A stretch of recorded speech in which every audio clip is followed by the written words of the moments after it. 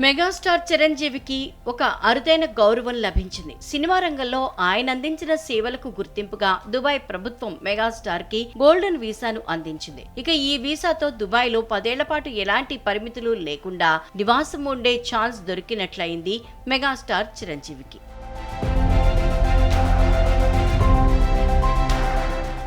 2019 నుంచి వివిధ రంగాల్లో విశిష్ట సేవలు అందించిన వారికి దుబాయ్ ప్రభుత్వం ఇలా గోల్డెన్ వీసాతో సత్కరిస్తోంది. ఇప్పటికే చాలా మంది సెలబ్రిటీలకి గోల్డెన్ వీసా అందించింది. చిరు కంటే ముందే ఆయన కొడుకు రామ్ చరణ్, కోడలు ఉపాసన కొణిదెల, అలాగే ఐకాన్ స్టార్ అల్లు అర్జున్ కు ఈ విశిష్ట గౌరవం దక్కింది. ఇక ఇప్పుడు మెగాస్టార్ చిరు కూడా ఈ గోల్డెన్ వీసా లభించింది.